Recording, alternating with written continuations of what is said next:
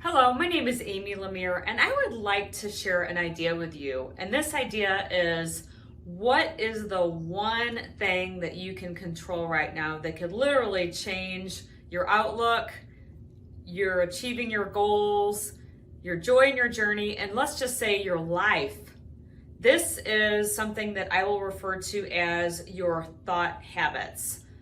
Now, before I get started into this, I'm sure you're probably asking right now, what does this person know about thought habits? And I'm going to tell you a little bit about my background with this. So, in January 2018, I was invited to go to this evening with a lot of women. I heard it was high-powered leadership evening and didn't really know a lot about it. A friend of a friend had invited me. And once I went to this evening, I remember driving there. It was a Friday night, and it was, let's just say it had been a long week. I wasn't happy, I wasn't sad, but I just felt like something was missing in my life. So I went to this evening, and the short story is I decided to make an investment in myself, and I took this course called the Thought Habit Finder. Now, once I went through the course, a lot of things opened up for me that I'm going to share with you during my talk. But the most important thing that I realized is that I was living my life in a lot of different patterns that were not serving just me, but my long-term happiness. In this unique time we're in right now, I'm going to share some of these ideas with you tonight that can help shift you from where you are right now to where you want to be, and most importantly, getting some of those thought habits out of the way. Now, the Thought Habit Finder is actually an assessment that you can take. It's similar to a DISC profile, a Myers-Briggs, and it will actually tell you 6 key thought habits in your life. Where do you show up? So those 6 thought habits are 2 categories. The first category is your inner world, and that is a reflection of my self-esteem, my joy or frustration with my life, and also my dreams. Do I feel like my dreams are within my reach, or are they way out of my reach? The next area is your outer world. Now, your outer world is a reflection of, what do you think about people? What do you think about the work you're doing? And how do you handle structure? Self-discipline is an example of that. So when I took this assessment, what I found out about myself is I had, let's just say, a lot of sabotaging thought habits. Some of the thought habits that I'd invite you to take a look at, and I'm going to show you my diagram in a moment, is, do you live your life out of obligation? How many times a day do you say, I have to, I should, I must, instead of I choose to, I get to, and I want to? And also, another thing I'd like to ask you right now is, how many expectations do you have in your life? Like, I should be this much further along in my career. I should have this much money in my bank account. I should be living in a world where there's no pandemic. Expectations are when we put something up really high on a pedestal and we're constantly trying to reach it, and it's usually something that's not attainable. So it leads to some self-sabotage and some self-judgment when we can't get there. The third way that we can damage our thoughts and the thought habit process is by something else that I will also call comparison.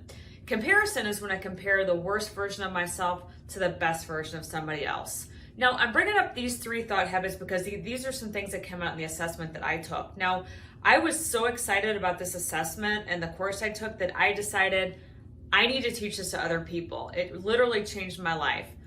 It got me to leave a relationship that was no longer serving me, and quite honestly hadn't been serving me for several years. It got me to go out on my own again as an entrepreneur speaker. It also got me to move from a town, Chicago, I lived in for 14 years. I wanted to be closer to my family in St. Louis, and it was time to make that big change. But I also have a great new relationship in my life. I got my best year ever when I was working as an employee, as a sales trainer in a corporation. I had my best income year that year. So there were a lot of huge manifestations that came just out of making some little shifts in my thought patterns. So again, what does this mean to you right now? Let's take a moment and talk about this. So I drew a picture. This is where I am right now. this is where I want to go. So let's just call today me, and then this is the future me. So what our thought habits do is they allow us to visualize what do we want in our life. So some examples I'll share with you. I just drew some symbols, but I want to have a wonderful relationship with a significant other where we travel, we enjoy each other's company, there's passion, there's emotional connection, and I feel like this person's my best friend. I also want happiness. I want to wake up each day feeling excited about the day. I don't want to feel like I have that backpack of bricks that is weighing down on me, which could be a job, a relationship, other things that just bring down our self-esteem. The next thing I want, I put a little star here because like many of you, maybe you want to accomplish something. One of the things I want to accomplish is I want to write my 3rd book this year about my life story and some challenges I've been through in my life that I think could serve other women. The last thing is I have a dollar sign. This might be my income goals I have for myself. I love to travel. I also have a goal for how many clients I want to get this year, how many groups I want to work with, how many people do I want to teach about these thought habits. That all ties into my income goal. Seminars, workshops, things I want to attend, that ties into that goal. So I want to make a certain income this year. But what happens? We have all these great dreams, we have all these great goals, but what ends up happening is we are standing over here looking, and our thoughts can help us fantasize and visualize. But what can typically happen is we kind of do a U-turn. We start making excuses. We make excuses and stories and reasons why we can't have it, such as, I'm never going to meet anybody. I've been divorced before. I've tried that relationship thing. It just doesn't work for me. Or, you know what? I don't feel like being happy today. It's raining outside. I don't feel like getting out of bed. I'm just going to be in a bad mood. Or, I don't want to start that book. It's so hard to write books. It's going to take forever.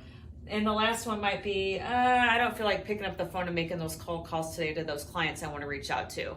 So what happens is we have all these great visions, and then our thought habits pull us backwards. So we want to break that cycle. How do we break that cycle? In my experience, there's typically 3 to 4 big things that hold us back. I've already shared some of them with you, but the biggest thing that holds us back, if I put an umbrella and a bow over this, it's our thought habits in the way that we choose our thought habits. Are those thought habits supporting our success to get over here, or are they sabotaging us? So there's some tips I want to remind all of you tonight, and that is this. Number 1, you have a choice. I know that sounds so simple, but how do you stop yourself from making these poor thought habits that pull us backwards? Well, one of the things I do is I remind myself I have a choice. I catch myself in the moments when I'm going into the self-sabotage. And I also have a coach. I have somebody I talk to. If I'm really feeling like I'm starting to get stuck and pulled backwards, I reach out to that person. How about you? Do you have an accountability partner? Do you have a coach? Do you have a mastermind? Do you have a network of people that are supporting you in being the best version of yourself? If not, this is a great time to think about investing in that. The second thing I think that can cause this sabotage and this unhealthy thought habit pattern is thinking about the past or the future. Now the past, it's crazy. Think about it. There's nothing any of us can do to change the past. I mean, I wish I could. If I knew how to do it, I'd tell you how to do it. But how often do we stay stuck thinking about something that happened to us, relationship, job, decision we made? Maybe we were a victim of trauma or damaged trust in some sense or another. But what I invite you to do today is to think about those experiences as ways that they have shaped your character. Anything we've been through in our life, whether it's horrific, traumatic. I was almost killed by a drunk driver when I was 9 years old, believe it or not. I shouldn't be standing here right now. My family was told I was going to be blind, deaf, probably brain damaged, probably never walk again. Well, here I am now telling my story. So I've used that story as a way to be my inspiration to serve and teach and help other people get unstuck and find the joy in their life that they deserve to experience every day. I think the third way that we can also stop ourselves from these sabotaging thought habits is to be in a place of awareness. This awareness comes, I believe, from going through a curriculum, a training, a program, and understanding that our thought habits are always going to be there. It's up to us to control them. And if we don't get control of them, our life is continue to be crazy, stressful, and we get stuck on that cycle of obligation. So ask yourself that question: am I investing in myself to keep my thought habits on the right path? Now, whether you decide you'd like to work with me or somebody else, maybe it's a seminar, maybe it's a workshop, this is something I specialize in. And if it's something that you're interested in, or if there's one thing I've said tonight that you'd like to hear about more, please reach out to me.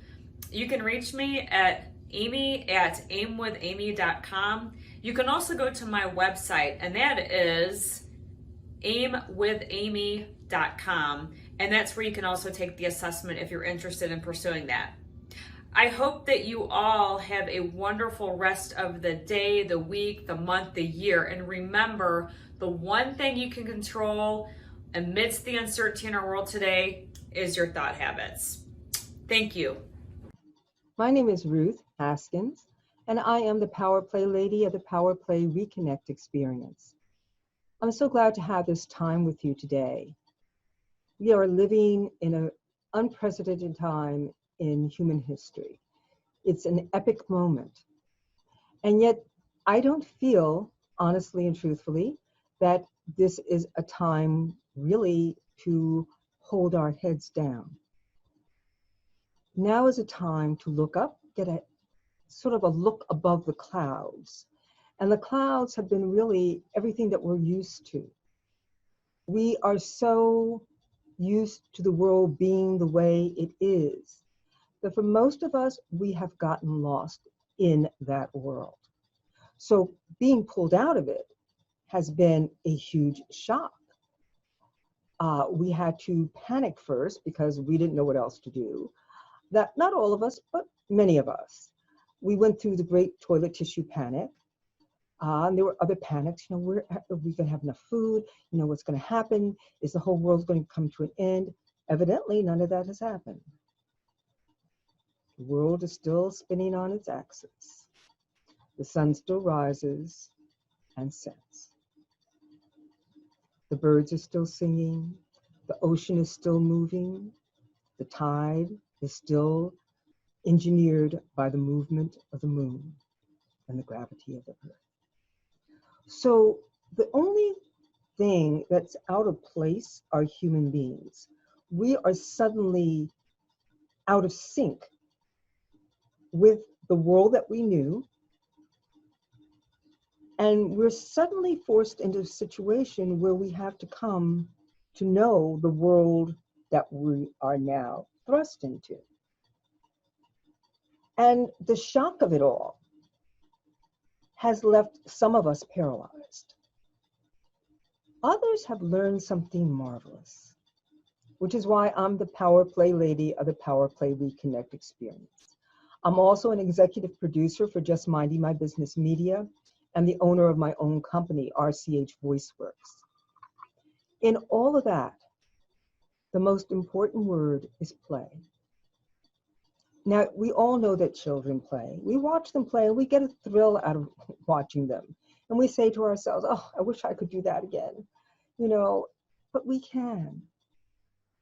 Play is not just for children.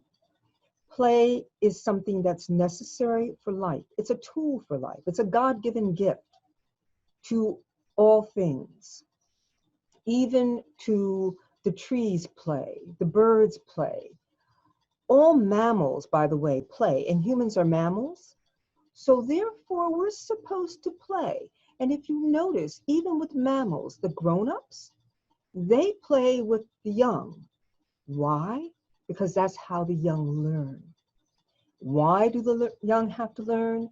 Because they need to build strong bodies. They need to develop survival skills.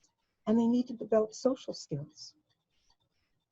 Now, humans are more developed, true, but play is for us in many ways the same thing.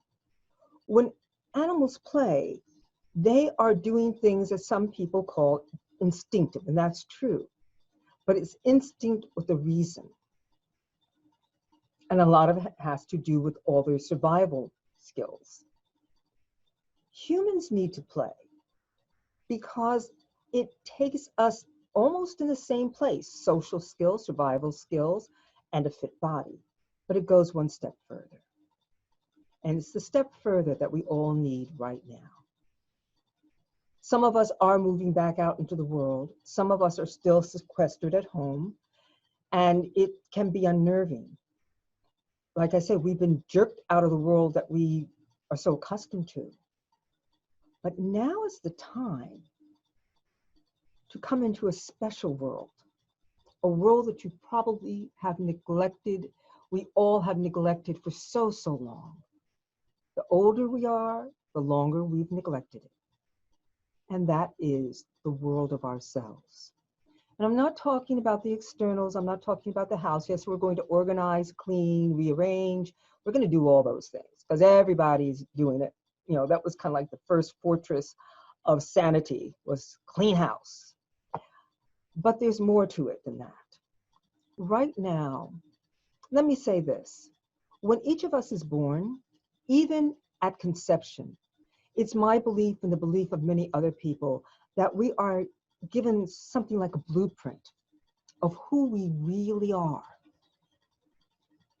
But even from the womb, and certainly as soon as we're born, we are told who we are to be, what we are to do, how we can make everybody else happy, and the consequences of not fitting into this mold which is handed to us.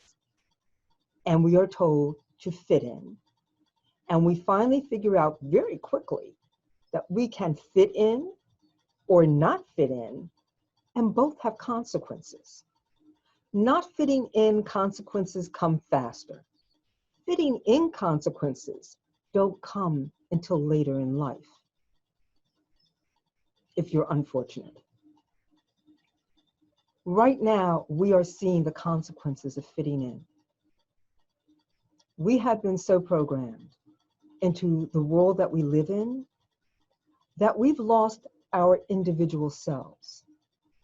See, there's a part of us, each and every one of us, that's like a snowflake.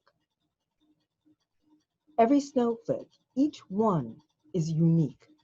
There are no two snowflakes that fall that are identical. We as human beings are like that. And because each one of us is unique, to fall into a pattern or a mold that fits everybody can't be right. There are some things that are right, and we know those because they are in harmony. We can feel the harmony of them. But because we've all been fit into this mold of following whatever the world out there tells us to do, we've lost track of what's really valuable. Sometimes in our own households, the relationships that we have, husband and wives, mothers, fathers, daughters, sisters, brothers, uncles, we've lost that. We've lost correct relationship with one another. And that's gone because we've lost proper relationship with ourselves. And this is not something that you're going to get out of a book, off the shelf, in a bookstore, or in the library. You can't even get this relationship with self from the internet. Now, you may get clues from all these places because there's been so much written about it over the period of time. But because of the society in which we live, most of that has been pushed aside. However, right now, there's a whole new movement of people becoming aware of who they really are, mostly because of the situation, this worldwide situation that we all find ourselves in. You can only do so much decluttering and painting and this, that, and the other before you finally get tired of it and you sit down and you have to ask yourself questions. And one of those questions may be like, how do I keep my sanity in this? How do I help my family members keep their sanity in all of this? People have found extraordinary ways. Some people have pulled out guitars that have been gathering dust for years. Some people are learning to play the violin. Some people are pulling out their baking sheets and they're baking like there's no tomorrow. This is what I suggest. Because play, again, I will say it, is a tool for life. When we play, we access that part of ourselves that we have forgotten about, that we pushed away because there were so many other important things to do. So that part of us was not important. We were totally into survival mode. All of a sudden, survival mode isn't there. It's survival in another way, but it's not the survival mode that we've been in on our day-to-day lives.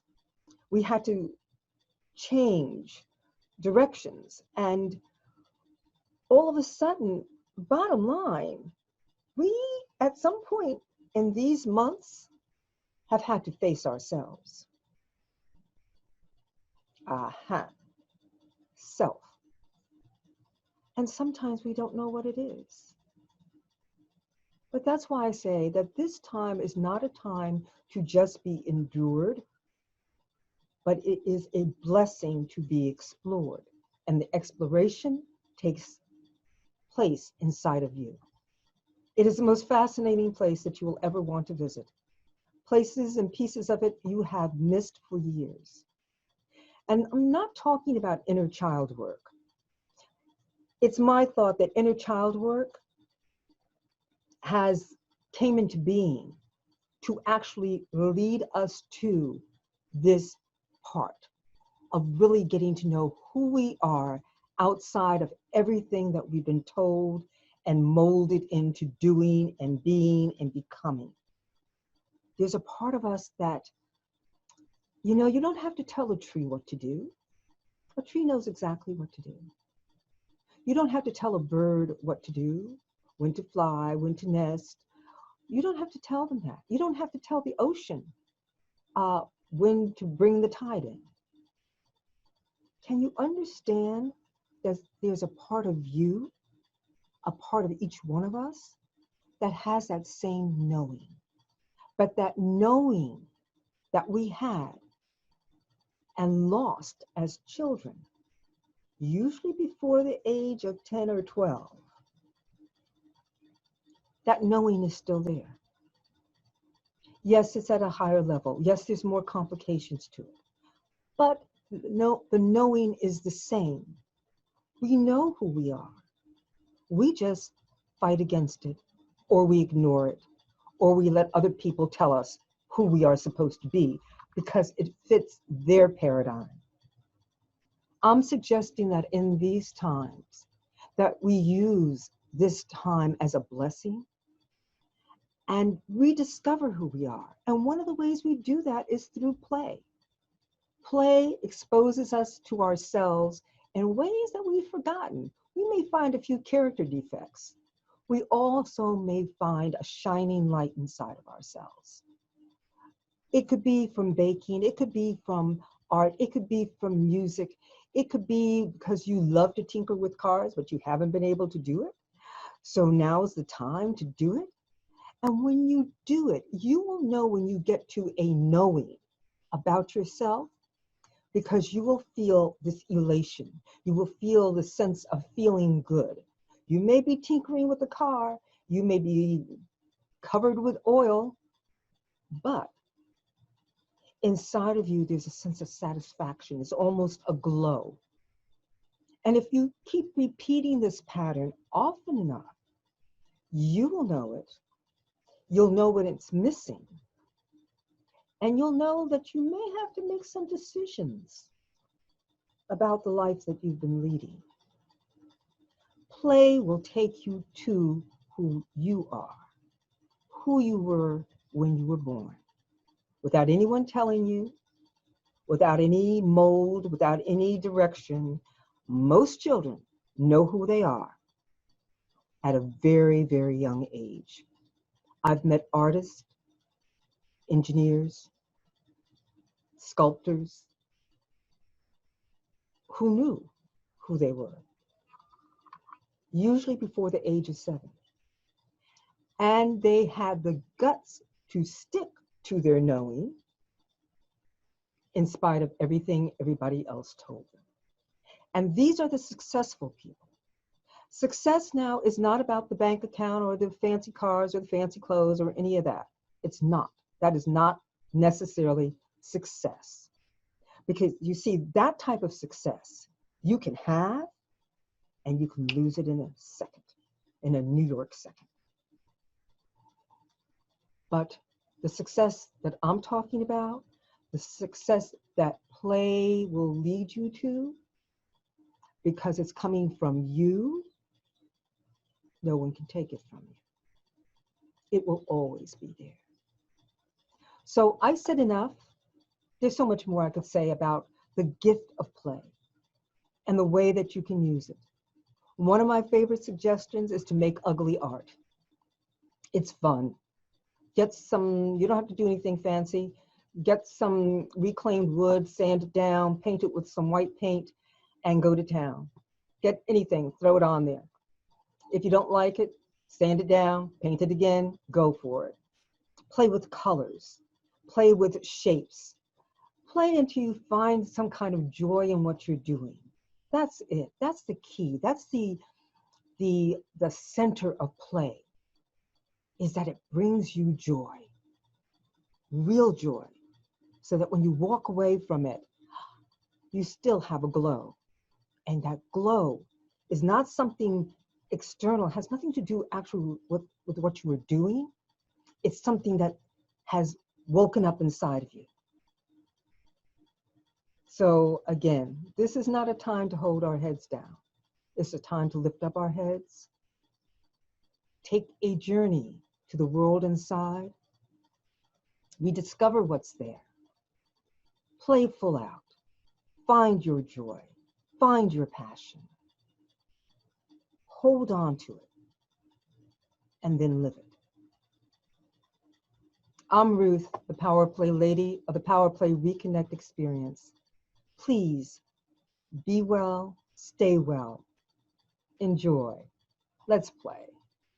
Hello everyone, this is Giselle Toner, and I'm doing a little video for you so that I can give you some information about something that might truly help you.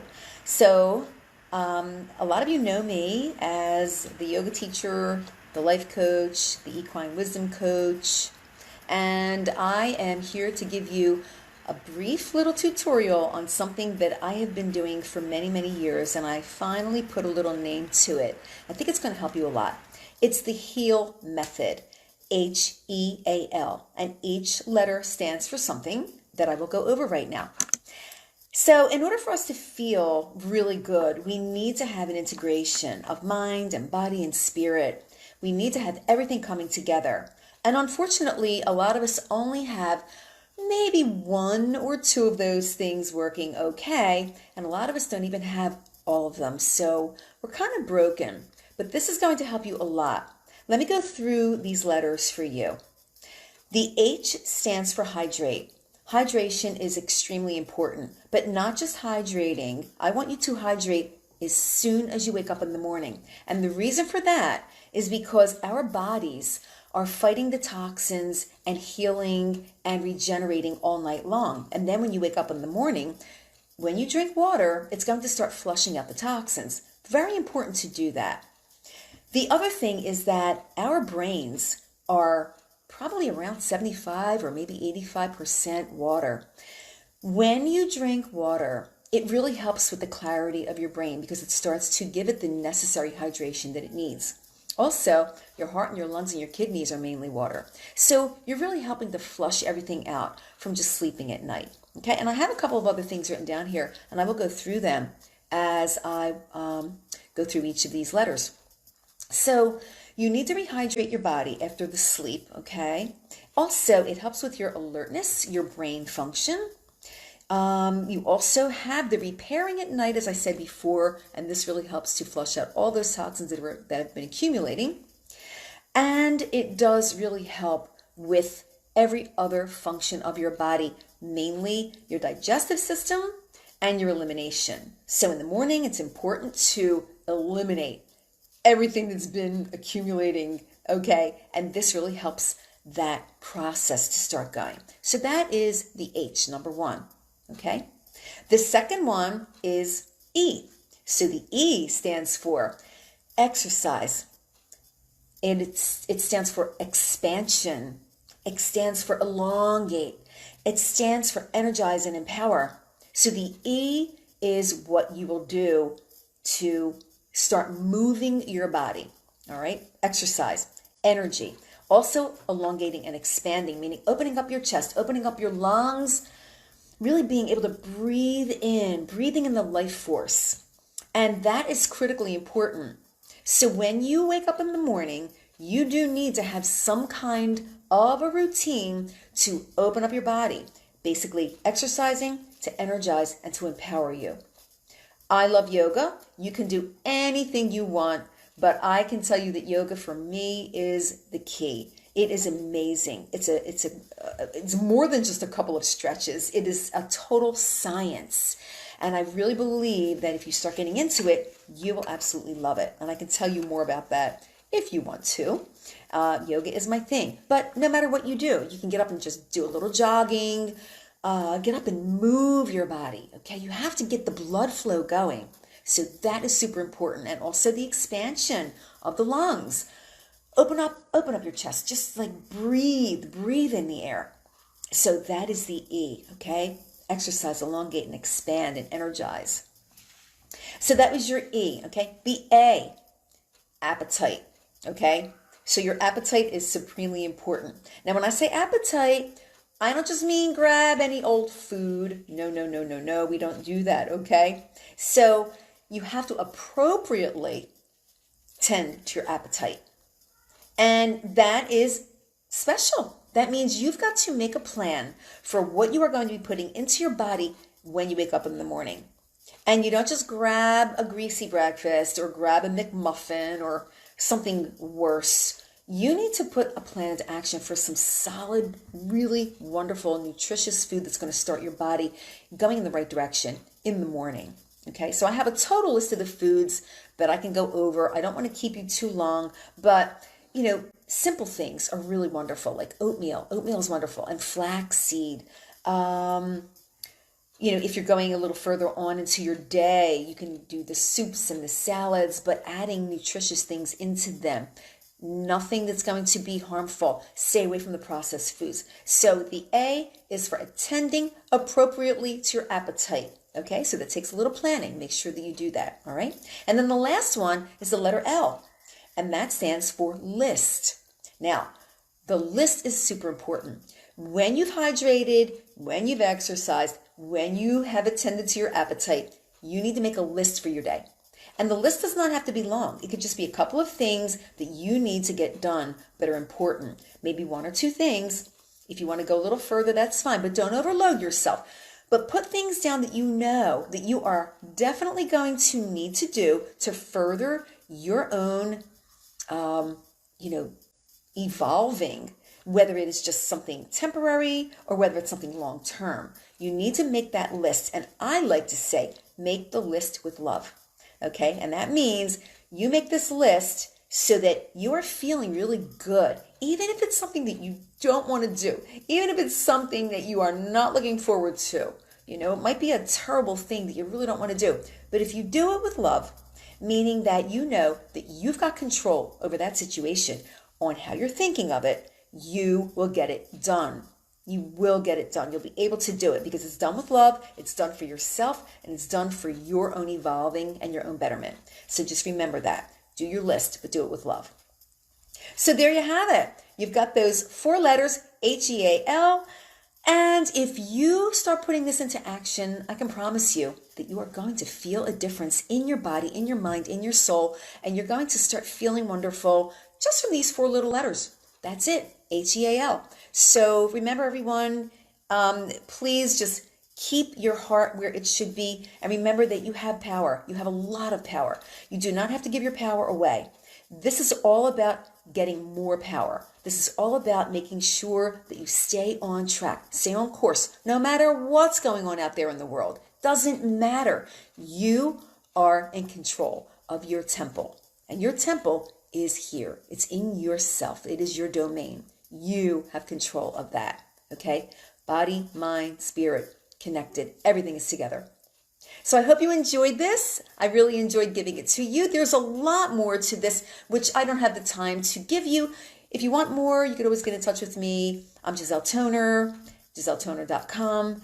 And remember, you need to stay strong and powerful. That's what this is all about. I love you all. Hope to see you again. Bye. Hi, this is Darius, the Professor Wise, the Thought Provoker. Here we are, 2020. I can clearly remember December 2019. My family and I were really excited about a lot of milestone moments that were going to take place in the new year, in the year 2020. I heard a lot of people say that this was the year of vision, and they had all these big dreams for things that were going to happen and they were going to do this year. And like most people, they started out the year with, New Year's resolutions and things of that nature. Just excited because it's a new year that we're ushering in. And everything started out pretty good until March hit. March hit and changed everything. We went into this worldwide pandemic. States were closing businesses. They were mandating that people stay at home and had these stay-at-home orders. And life just changed for everyone. People were losing their jobs. People were trying to figure out how they were going to eat. They were trying to figure out how they were going to pay their bills, because once they lost their job, money was an issue, food was an issue. We had all of these things that were going on. People were getting sick. People were dying. And then later on, as time goes on and this plot begins to unfold even more, we find ourselves in the middle of a huge racial conflict and issue in America. I know this all sounds like a sci-fi movie or something, and it's just something that we really could not see coming or believe that we're actually going through. But I wanted to share some things with you today just to get you to understand that there's always going to be something that happens in our life. We're always going to have situations that arise that we're going to have to deal with. And maybe, and hopefully, not much to this magnitude, but those things happen. And one of the things that I've began to really understand is that life is full of pop quizzes. Life is full of pop quizzes. It doesn't give you heads up sometimes on what's getting ready to happen. It doesn't say that, okay, on tomorrow or next Tuesday, we're going to go through this situation or you're going to have this happen. It just springs these things up on us, and we always have to prepare ourselves to be able to handle different situations. I believe that we are 100% responsible for our life. We are 100% responsible for what we do and what happens. Now, with that, it doesn't mean that we're responsible for what's going to happen. It doesn't mean that we're responsible for what happens to us, but we're responsible for how we respond to it. I began to live my life a few years ago by this principle. The principle is this: E plus R equals O.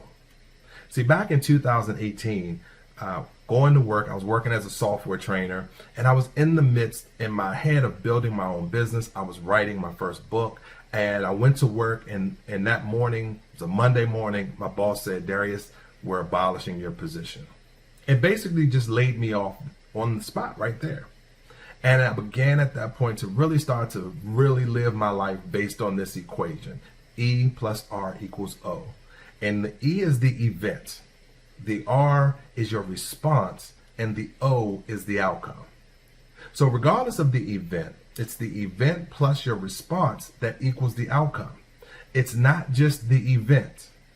Now, with that, we have to understand as well is that we are not always responsible or have anything to do with the event that happens. So we've had several events that have happened this year, several events that have been life-changing for most of us. But now we have to look at what is our response going to be? What is your personal response going to be to these events that have just transpired? That's what's really going to determine what the outcome is for you personally in your life. So we had an event, we have a pandemic. How are we responding? Are we going to follow the guidance of the scientists and the doctors that say, stay at home? And if you go out, wear a mask. Make sure you don't go into large crowds. Are we going to do those things and have that type of response so that we can get the outcome that we prayerfully won't get sick, that we won't be in a situation where we're in a hospital or we have to have emergency care or anything of that nature? See, the response is what's really important and not just the event. So moving forward, we have to make sure that we are controlling the response that we have. Now, I want you to also understand that when I say response, it's not the same as a reaction. A lot of times we react. That is a autopilot, what I would call an autopilot action. So when we react to something, basically what we're doing is our brain is saying, go back to something that happened similar. However we responded then, let's respond the same way now. So it doesn't take thinking. It doesn't require us to think about what is the outcome we ultimately want. So one thing I want to share with you, we're going to get through this. We're going to make it together. But personally, what we all have to be aware of is what is our response going to be to these events that are happening in our life, the events that are happening now, and any other events that happen in the future. See, we have to make sure that we are thinking in alignment with what it is that we want to see happen in our life. What type of results do we want? What type of conditions do we want to create for ourselves that we can live in? And doing that, we have to make sure that we are paying attention to the response. Here's something else that we need to do and we need to be aware of that really puts us in a better space. And that is understanding the most important conversations that we ever will have. And those conversations are the conversations that you have with yourself. What are you telling yourself? What are the stories, the mental stories that you're creating during this time? See, the story that you create right now is going to really have a huge effect on, after this is over, how we move forward. See, if I create the story that this is the worst time in my life and this was horrible, whenever I look back in the future, I look back on 2020, I will always feel those same feelings. I'll feel the feelings that come up when I think of something negatively. I'll feel the feelings of something that I create a fear of, and something that I create that is negative in connotation. I'm always going to have fear, anxiety, anger in my emotional state whenever I think about that. So also be careful of the story that you're telling yourself. This could be a reset for you. This could be a time when you can take this moment to really get to know who you are, understand who you are. What is it that you really want to do with your life? What is the gift that you have that you want to share with the world? Now is a moment where we can really take that time to develop that, understand what that is, and really go out to figure out how we can share that gift with the world. So be careful of what you're saying to yourself. Be aware of the conversations that you're having and the stories you're creating based on this time that we're in. There's always going to be tough times. There's always going to be things that happen that don't go the way that we want. But we have some tools. We have some ways that we can get through that. We don't have to be a victim. We can be the victor if we actually change how we're thinking about it, how we see it, how we envision what's going on, and we control the response. And we make sure that we do have a response that is going to get us the outcome that we desire. So we got to think about how we're responding. We got to think about how we're labeling these situations as well. Is this a negative situation? Yes, it's bad. It's something that none of us wanted. But mentally, we have to, again, change how we're looking at the actual event. See, if we want to have a harmonious life, if we want to create harmonious conditions, and we want to live in this harmony, then we also have to understand that we have to have a harmonious mindset. Our thoughts have to be harmonious. Our thoughts have to be, what is it that I can do? What part can I play in my own rescue? What is it that I am in control of that will allow me to have the outcomes that I want. And you have it in you. We all have the ability to think, which is our most precious gift. And those thoughts are real. Even if you have something in your mind that you think of and you visualize it in your head, that creates an outcome. So be careful of how you think about it. Just let's make sure that throughout all of this, we're always thinking positive. We're thinking that we're going to get through it. I believe in you. You have what it takes to really be great. You have greatness within you, as one of my mentors, Les Brown, always says. You have the ability to go out and change the world. You have the ability to create the conditions that you want to live your life in. You know, I believe if we can control our powerful and phenomenal mind, we can create the life of our dreams. I believe that we can create the conditions that, adhere to the lifestyle that we've always dreamed of. There's going to be some work. We can't avoid that. But if we think positively, if we pay attention to the conversations that we have with ourselves, if we are very aware and conscious of the responses that we have to whenever these events happen, we can create great things. I'm really excited about what the future holds. I know that you have some great things that you're going to bring to the table and gifts that you can share to the world. I'm excited to see them. I really want to encourage you to just not let this beat you down. Don't let these times be something that take you out of whatever that gift is that you need to share with the world. Do what you need to do to create the conditions and the lifestyle that you want. And you have that ability. So I want to thank you. I believe in you. I know that you have it. You have what it takes to be great. Just change how you're thinking about the situations if you're not getting the results and the outcomes that you want. So be phenomenal, guys. Go out here, make some great things happen, share some love with someone else, and always, always remember that you have the ability to create the conditions that you want to live in. Thanks. This is Darius, the Professor Wise, the Thought Provoker. And if you want to reach out, I can be reached at IamDariusWise.com. Be phenomenal.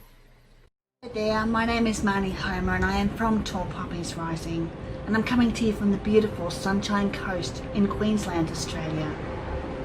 Wow, what a year it's been, huh?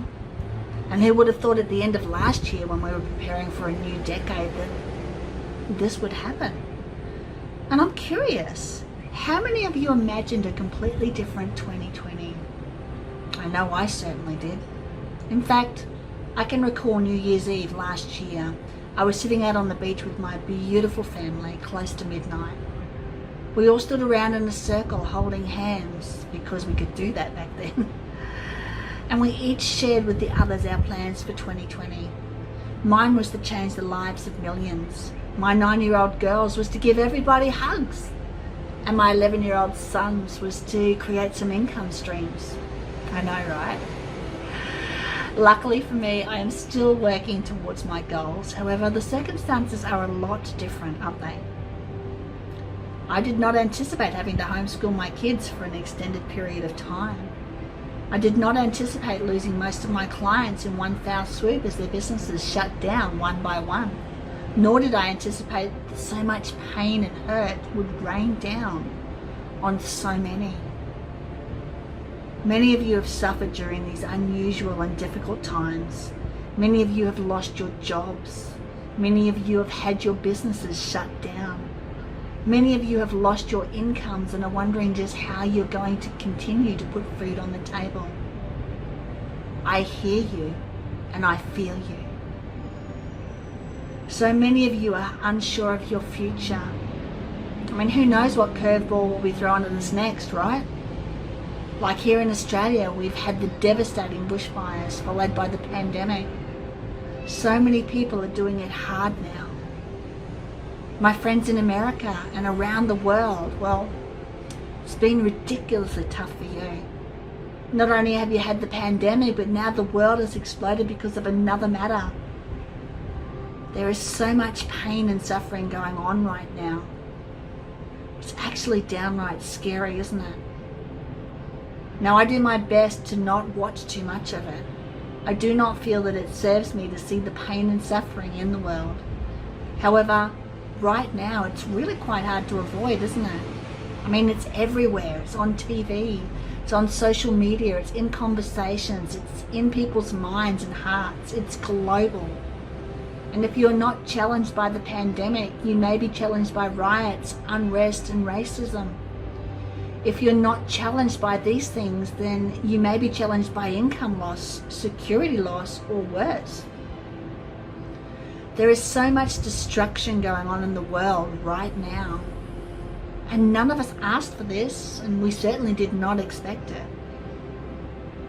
You know, I had really high hopes for this year, and I still do, simply because of my strength and the mindset that I've built for myself.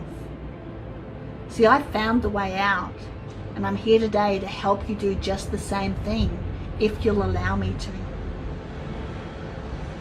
So who am I exactly?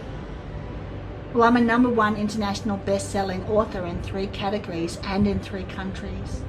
Not only that, my book, Lockdown Took My Income, shot to #1 hot new release in the USA overnight. I am a successful businesswoman, having been in business myself for over 23 years. And in that time, I have created 11 successful businesses from scratch. So I've had bricks and mortar, I've had service businesses, I've had online businesses and MLM businesses. I've had many successes, and yes, even some feedback moments along the way. I am a contributing writer to several online and print magazines, both in Australia and the United States. And I'm a motivational speaker. I'm also a wife and a mother of 2 of the most incredible children on the planet.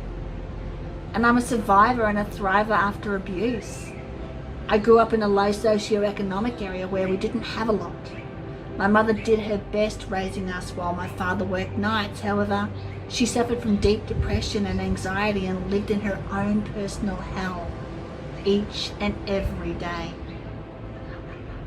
And so it's only natural that I grew up with very little self-esteem, self-worth, or self-belief.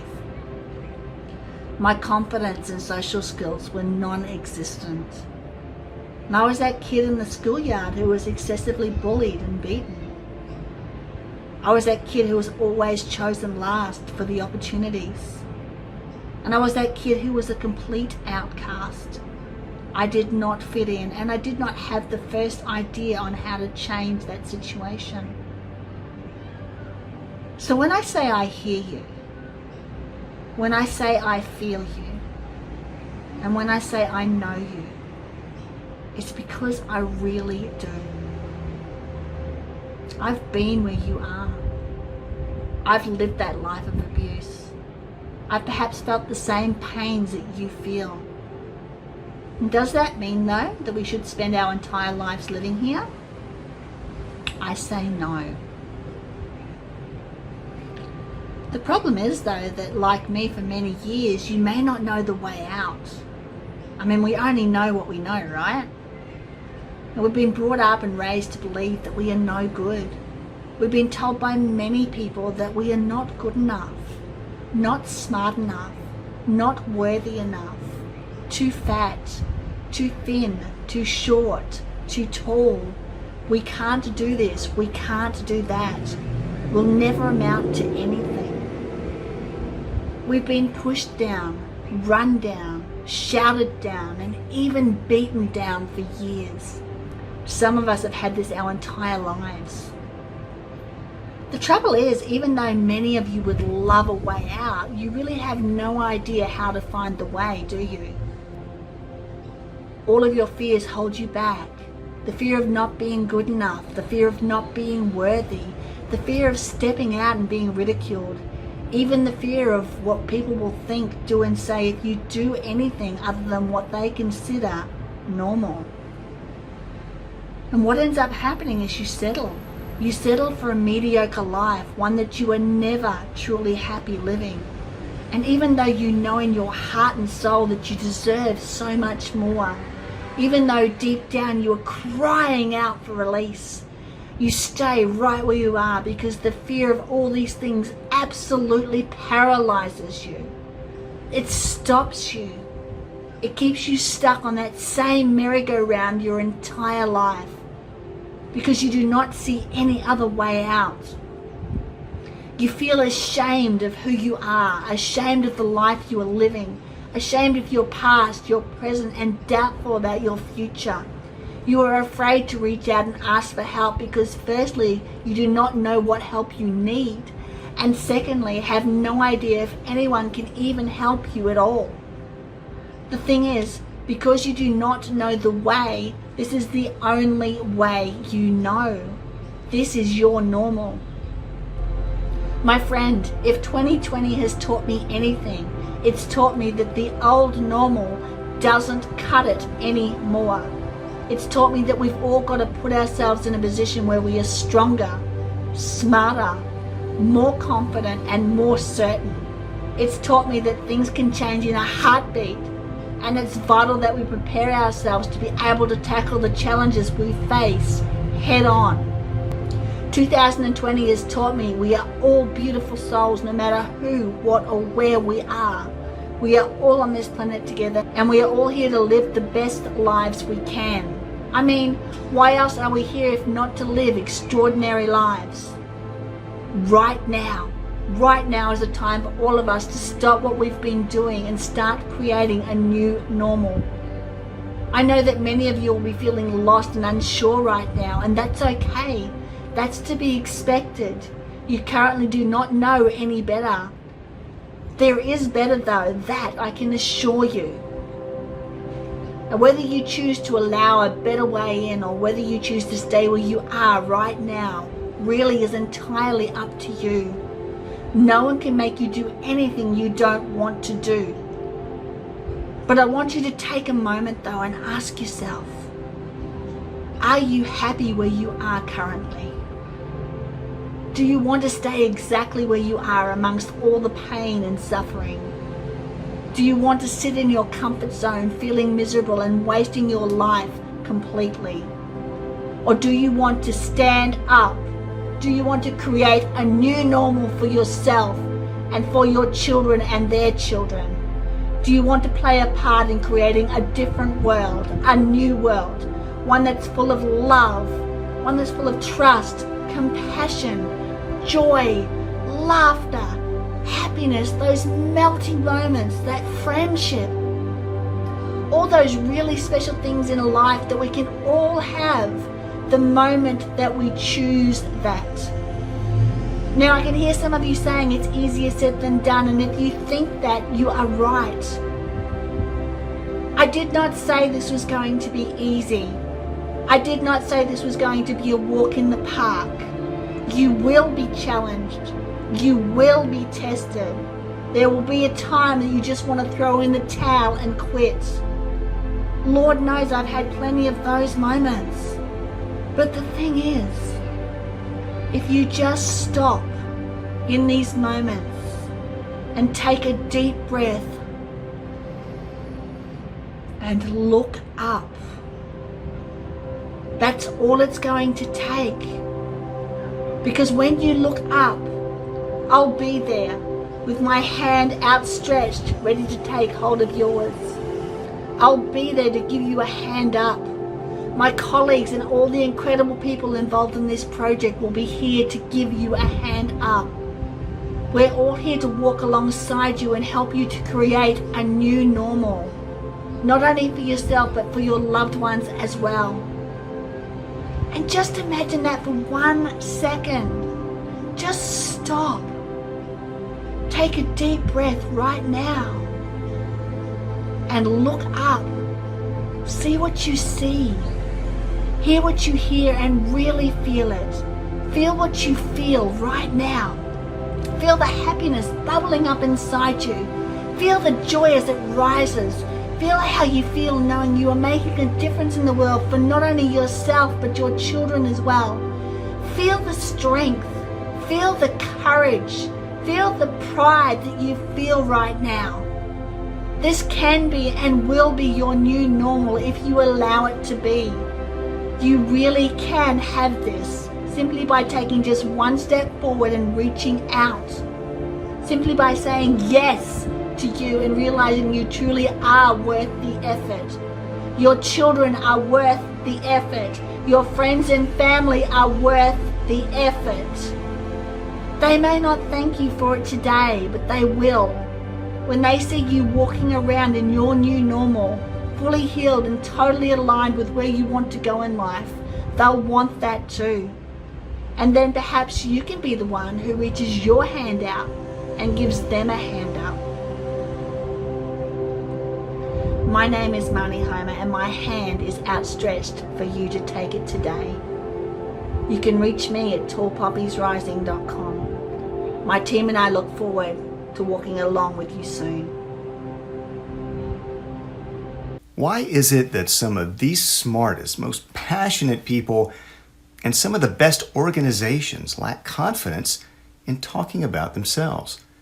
Hi, I'm Dr. Jim Karrh with some brief insights about confidence, specifically confidence in how you talk about yourself, your business, and your value to the people you serve.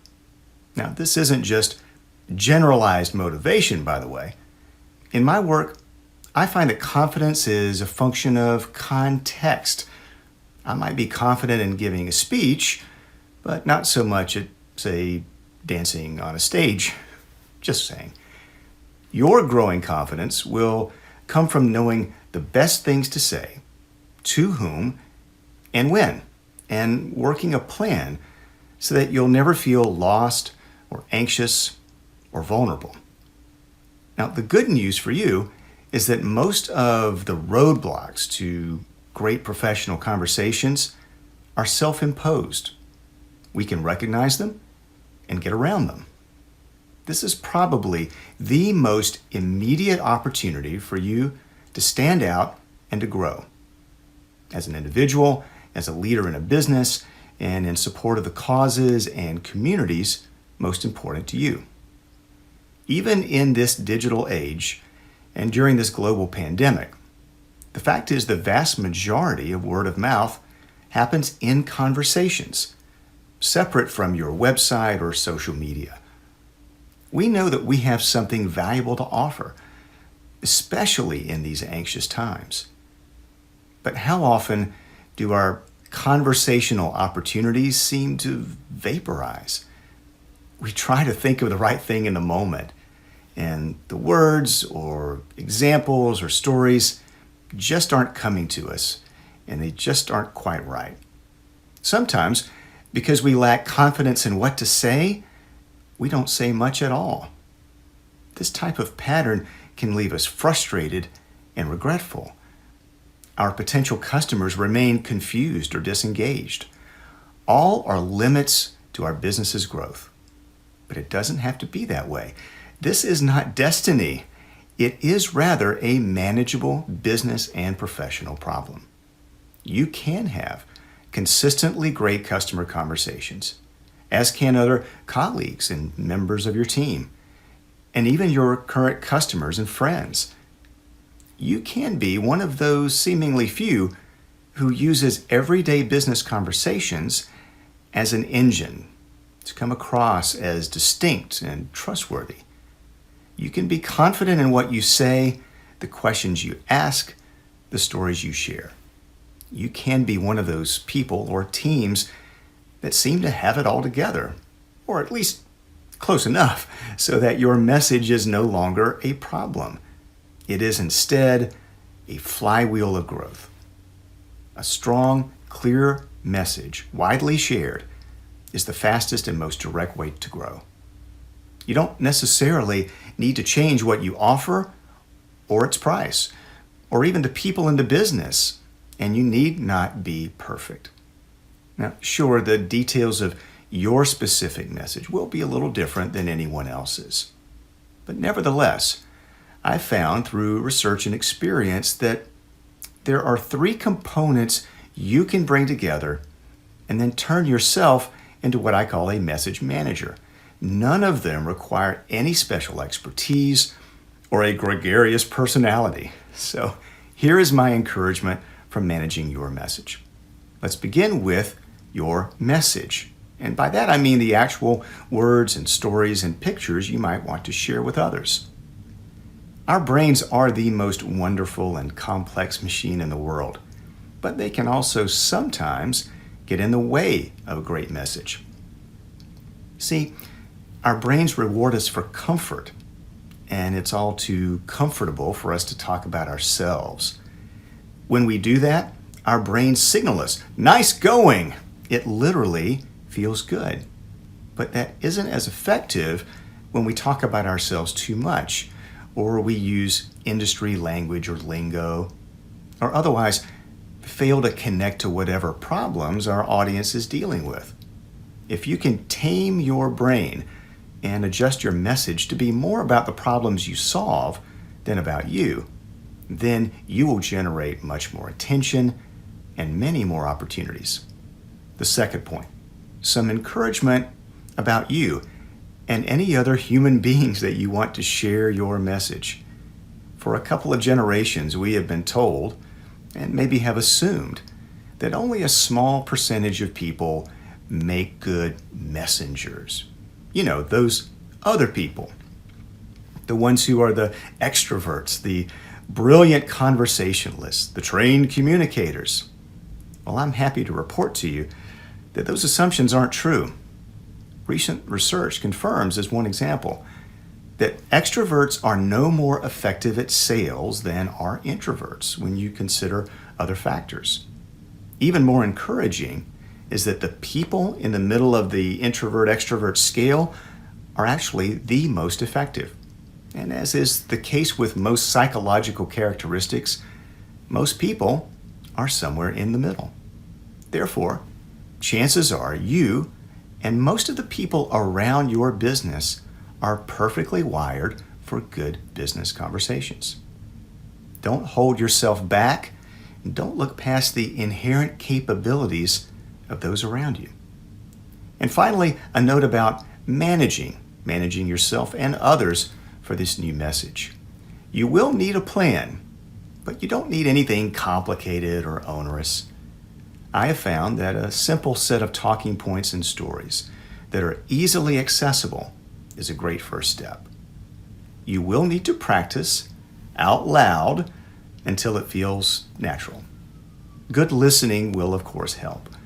Acknowledgement and gratitude that are specific, those will help too. I know, nothing really new here, but it does work. And isn't your business and your passion worth it? Again, there's no need for magic dust. Effective messaging is not the province of just a few supposed wizards. This is about bringing together your message, a group of messengers, not just you, and a few management habits to build consistency. The conversations you need to be having and the things that your customers and prospects need to hear from someone have changed dramatically lately. We are all swimming in a sea of uncertainty and anxiety. Consumers and businesses need help. Couldn't they use your help? Now, they might need help in a different form than before, and they might have different questions or concerns. They might not be sure whom to trust. It is through great conversations that you can learn, you can demonstrate your understanding and your empathy, and build your trustworthiness. If others get clarity from you, and if there is consistency in what they hear about you through different channels and from different people, then you will have earned more of their trust during a time when they really need it. Imagine the impact when you and those around you are confident in a message that is authentic to you, that they believe, and that they can share every day. The not so secret to business growth is usually right in front of us, hiding in plain sight. This is your time. Just imagine how many conversational opportunities will be waiting for you tomorrow. I'm Dr. Jim Karrh. You can find practical resources to help at jimkarrh.com, and my hope is that your valuable message is shared well and often.